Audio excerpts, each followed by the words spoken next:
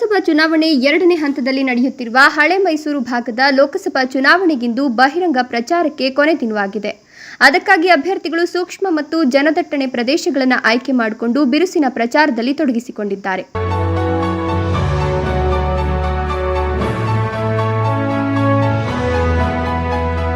ಕಾಂಗ್ರೆಸ್ ಪಕ್ಷದ ಅಭ್ಯರ್ಥಿ ರಕ್ಷಾ ರಾಮಯ್ಯ ಇಂದು ಹೂವಿನ ಮಾರುಕಟ್ಟೆಯಲ್ಲಿ ಪ್ರಚಾರ ಮುಗಿಸಿ ಎಪಿಎಂಸಿ ಮಾರುಕಟ್ಟೆಯಲ್ಲಿ ಪ್ರಚಾರ ನಡೆಸಿದರು. ಮಾರುಕಟ್ಟೆಯಲ್ಲಿ ಕೆಲಸ ಮಾಡುವ ಹಮಾಲಿ ಮತ್ತು ರೈತರೊಂದಿಗೆ ಉಪಹಾರ ಸೇವಿಸಿ ಮತ ನೀಡುವಂತೆ ಮನವಿ ಮಾಡಿದರು.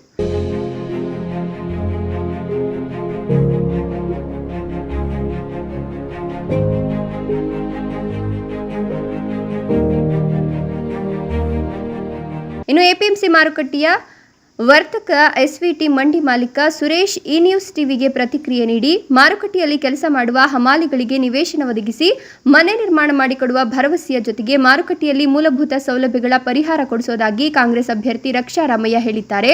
ಅವರ ಭರವಸೆಯಿಂದ ಎಪಿಎಂಸಿ ಮಾರುಕಟ್ಟೆ ವರ್ತಕರು, ಹಮಾಲಿಗಳು ಮತ್ತು ನಮ್ಮ ಮಾರುಕಟ್ಟೆಗೆ ಬರುವ ರೈತರ ಬೆಂಬಲವನ್ನು ರಕ್ಷಾ ರಾಮಯ್ಯಗೆ ಕೊಡ್ತೇವೆ ಅಂತ ಹೇಳಿದರು. ಈ ಸಂದರ್ಭದಲ್ಲಿ ಇಲ್ಲಿರ್ತಕ್ಕಂಥ ವರ್ತಕರು ಸುರೇಶ್ ಅವರು ನಮ್ಮೊಟ್ಟಿಗಿದ್ದಾರೆ. ಅವ್ರನ್ನ ಮಾತಾಡ್ಸೋಣ, ಅವ್ರು ಏನು ಹೇಳ್ತಾರೆ ಕೇಳೋಣ ಬನ್ನಿ. ಸರ್, ಈಗ ಈ ಬಾರಿ ಚಿಕ್ಕಬಳ್ಳಾಪುರದಲ್ಲಿ ಸಾಕಷ್ಟು APMC ಮಾರ್ಕೆಟಿಗೆ ಸಮಸ್ಯೆಗಳಿದ್ದಾವೆ. ಇಲ್ಲಿ ಇನ್ನಷ್ಟು ಅಭಿವೃದ್ಧಿ ಆಗುವಂಥದ್ದಿದೆ. ಇವೆಲ್ಲವೂ ಕೂಡ ಅವರ ಗಮನಕ್ಕೆ ತಂದು ಅವರು ಮಾಡಬೇಕು ಅಂತೇಳಿ ಒಂದು ಪ್ರಯತ್ನದಲ್ಲಿದ್ದೀರಿ. ನಿಮ್ಮ ಪ್ರಯತ್ನದ ಫಲ ಮತ್ತು ಇವತ್ತು ನೀವು ರಕ್ಷಾ ರಾಮಯ್ಯವ್ರನ್ನ ಕೂಡ ಭೇಟಿ ಮಾಡಿದ್ದೀರಿ. ಅವರು ನಿಮಗೆ ಯಾವ ರೀತಿ ಆಶ್ವಾಸನೆ ಕೊಟ್ಟಿದ್ದಾರೆ ಅಂತ? ನಾವು ಇಲ್ಲಿ ಈಗ ಸುಮಾರು ವರ್ಷಗಳಿಂದ ಇಲ್ಲಿ ವ್ಯಾಪಾರ ಮಾಡ್ತಾಯಿದ್ದೀವಿ. ಇಲ್ಲಿ ಒಂದನೇ ಸಮಸ್ಯೆ ಏನು ಅಂದರೆ, ನಮ್ಮ ಹಮಾಲರು ಸುಮಾರು ಒಂದು 150 ಜನ ಇದ್ದಾರೆ. ಅವ್ರಿಗೆ ಯಾವುದೇ ಸೈಟ್ ಆಗಲಿ ಮನೆ ಆಗಲಿ ಇಲ್ಲ.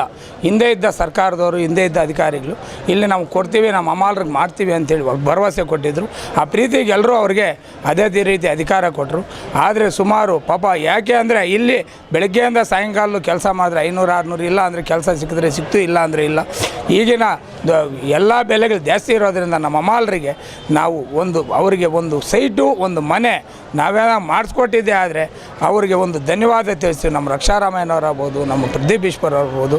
ರಕ್ಷಾ ರಾಮಯ್ಯನವ್ರು ನಾವು ಕೇಳ್ತಾ ಇದ್ದೀವಿ, ಪಾಪ ಅವ್ರು ಗೆದ್ದ ಮೇಲೆ ಮಾಡ್ಬೋದು. ಇವರೆಲ್ಲ ಭರವಸೆ ಕೊಟ್ಟು ಗೆದ್ದ ಮೇಲೆ ಅವ್ರೊಂದು ಸೈಟ್ ಮಾಡಿಕೊಡ್ಲಿ ಅಂತ ಹೇಳಿಬಿಟ್ಟು ನಾವು ಹಗಲಿರುಳು ಅವ್ರಿಗೆ ದುಡಿತಾ ಇದ್ದೀವಿ. ಯಾಕೆಂದರೆ ಇನ್ನವ್ರು ಮಾಡಲಿಲ್ಲ, ಅದರಿಂದ ಇವ್ರು ಮಾಡ್ತಾರೆ ಅನ್ನೋ ಭರವಸೆ 100% ಇದೆ.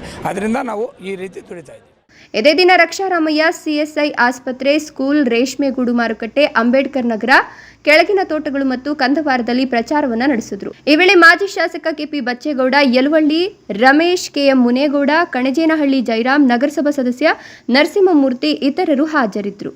KS Narayanaswamy, A news TV, Chikkaballapur.